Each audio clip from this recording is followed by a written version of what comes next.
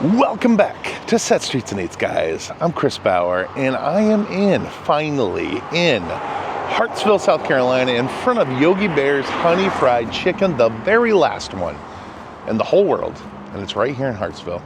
And we're gonna go in, talk about the history of Yogi Bear's Honey Fried Chicken, and get some of that Yogi Bear's Honey Fried Chicken. And I hope you guys will join me. Let's eat.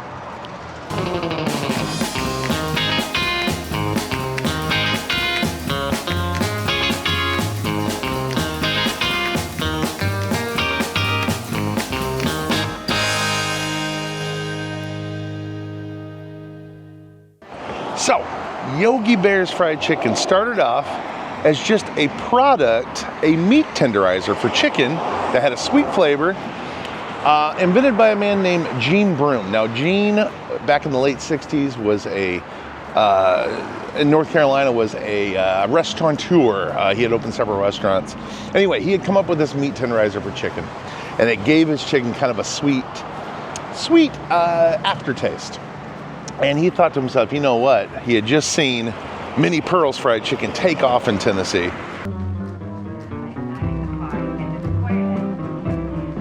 It's Sunday at Minnie Pearl's. Friends, family, and food aplenty. What, fried chicken, my say? And of course, plenty of Minnie Pearl's chicken. Plump, tasty, golden brown chicken, fried the old-fashioned way. And he wanted to come up with a competing chicken chain to go up against Minnie Pearl's.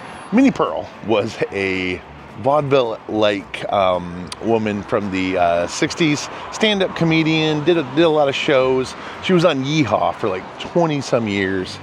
Her claim to fame was always having that hat with that $1.98 price tag hanging off of it.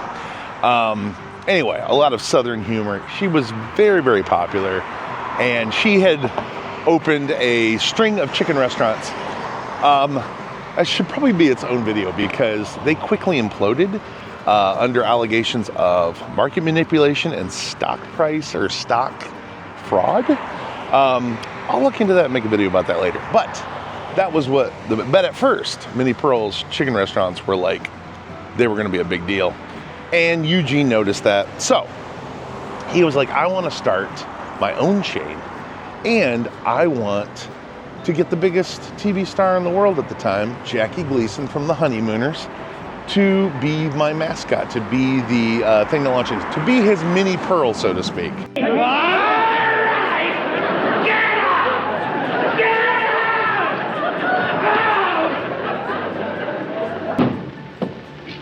Ha ha hardy har har. Asked Jackie, and Jackie was like, no. And he had already grabbed one of Jackie's famous quotes, "How sweet it is." That's on the sign still. He's like, well, I'm keeping that. He's going to use that anyway for whatever he came up with. Also, another connection between Yogi Bear and the Honeymooners was Art Carney played Ed Norton, which was Jackie Gleason's sidekick, his buddy. Is this your idea of a joke, Norton? No, that's my idea of a burn. Don't be funny! But it had long been rumored that Yogi Bear was actually based on Art Carney's Ed Norton character. He would kind of had a really slow walk and a slow cadence to his voice, real deep and thoughtful, but kind of played the bumbling idiot best friend. So that was also another connection between Honeymooners and Yogi Bear. And so he kept looking for a theme, and then he saw Yogi Bear in his cartoon. I should never have left you, Yogi. Lots of rest and good food will do it. How about picnic baskets, sir? Sure, Yogi, until you get your strength back. This could be the longest convalescence of all time.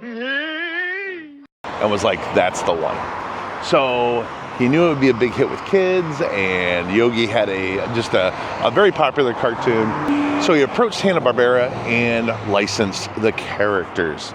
That all happened in 1968. He quickly opened 3 locations, and Hardee's, which was another local fast food chain here in North Carolina, or in North Carolina, we're in South Carolina, it got their attention right away, and they had been wanting to jump into chicken. They already were doing pretty good with their burger restaurants. So they invested $1 million and partnered up with Eugene. And Gene had, with their backing, they opened 13 locations right away, all through the South and Midwest. And they discovered something. Kids love Yogi Bear. They hated chicken. They didn't like fried chicken. Their parents liked fried chicken. Their grandparents liked fried chicken. Kids didn't like fried chicken. It was a good 10, 12 years before chicken nuggets were a thing. So if that had been launched in the 80s in the age of chicken nuggets, we'd probably be talking in front of the 1,000th Yogi Bear location. But this was back in the late 60s, early 70s, and that wasn't a thing yet. Kids didn't like fried chicken. So the stores just lost money. And very quickly, by 1971, Hardee's pulled the plug on the whole thing. They were out. They had invested their money. They did not get the return on investment they wanted. They were out. And by the end of 71, they had closed 13 locations. And then by the second to last location closed, bringing us here in 2026. My God. This location never closed and never stopped selling chicken. Apparently, this whole chain really exists for this town because this town loves Yogi Bears. It has become a Carolina staple. It is the last one. It's been the last one since 1978, and when the other one closed. And we're gonna go in and try some of Yogi Bear's honey fried chicken. Who is always on the spot? Who is Yogi Bear? Who keeps cool when things are hot? Who does Yogi Bear? Who believes a wild daydream and falls for some fantastic scheme, but always winds up on the beam? Yogi Bear. Back here in the restaurant, we got a Yogi Bear Cartoon Network poster that's been framed. And we got a Yogi Bear Jellystone National Park with Boo Boo and Ranger Smith. He's always after Yogi, and Yogi's always hungry.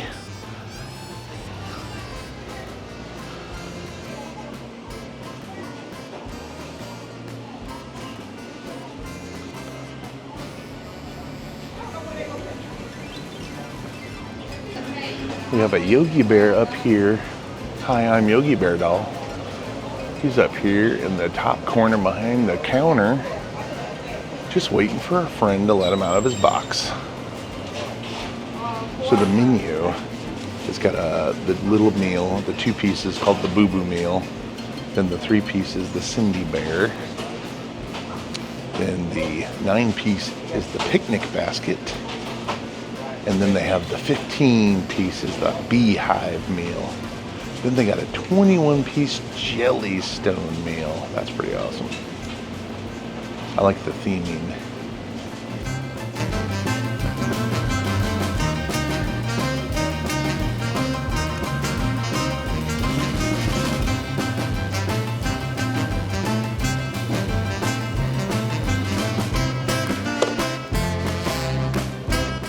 Oh my.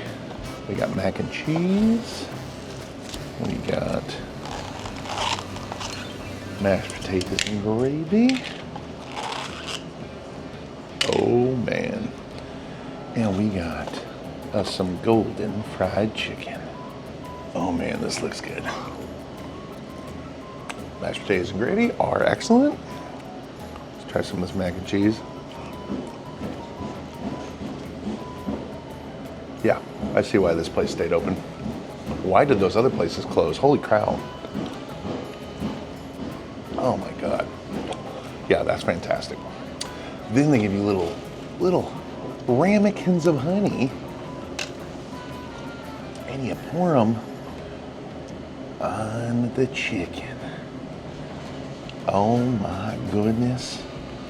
Oh my goodness. Look at this, y'all. Oh.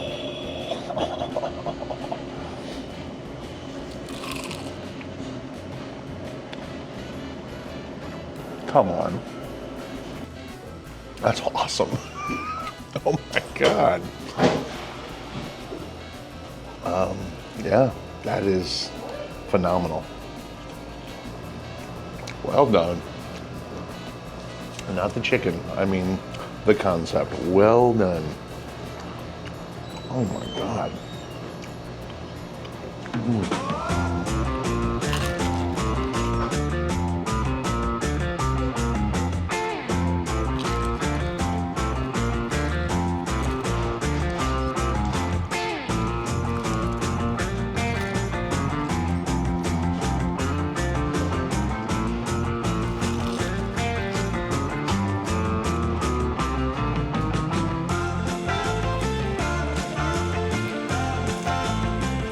Okay, Yogi Bears isn't messing around.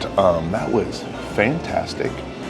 I got a little 3-piece Cindy meal, and I'll be getting another one of those when I leave, because that did nothing but anger this bear. That was fantastic. I can't recommend that enough. That was some of the best fried chicken I've ever had. The honey just adds to how awesome that chicken is. Their mac and cheese is right up there with Gus's. I don't know if you've ever eaten a Gus's fried chicken, but you know what I'm talking about. Mashed potatoes and gravy. No complaints. Weakest part of this meal, Mountain Dew. Well done, Yogi Bears. How your other locations didn't work is a forever mystery, honestly. It's pretty cool that this place has been open for 50 years now. Really cool. And tiny town, and I get it, man. People, it's been busy in and out the whole time I've been here.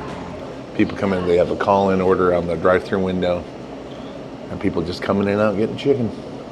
Cooked fresh, right to order. Excellent. Hardee's obviously definitely took some chances on some chains. This was one of many.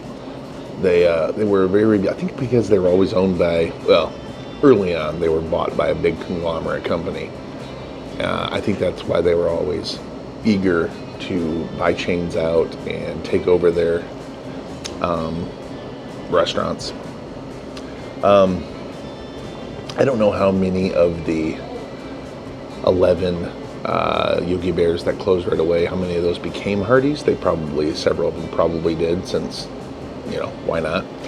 But happens that Burger Chef, Hardee's bought out Burger Chef really just for that market share, same kind of thing.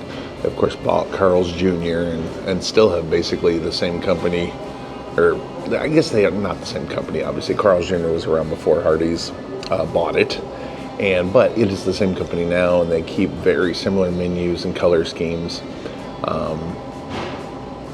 One's West Coast, one's East Coast. So Hardee's has always been that way. They see something semi-successful and they jump on it. Which, I don't know. It's not my favorite. I respect McDonald's and Burger King and Taco Bell more, even though I know they've all had different corporate owners. But at least, you know, I guess it doesn't really matter. I was going to say they stayed to their brand. McDonald's probably stayed to their brand, but they were the most successful anyway, so that's not crazy. Taco Bell and Pepsi have bought multiple fast food chain brands. So I guess they're just playing out of that playbook. But this one surprised me. I thought it was going to be good. I had no idea it was going to be awesome. Yeah, there's no mystery here. I know why this little town has the only Yogi Bear left. They don't want the rest of the world to find out about it. Yeah, I can't believe this place doesn't have a line out the door. That was fantastic. That was every bit as good as Pioneer Chicken out in LA. Every bit as good. It was really, really tremendous. Well done, Yogi Bear, and I hope you guys enjoyed this history of Yogi Bear's Golden Fried Chicken. And thanks for watching. I'm gonna get some chicken to go, and we'll see you in the next video. Bye now.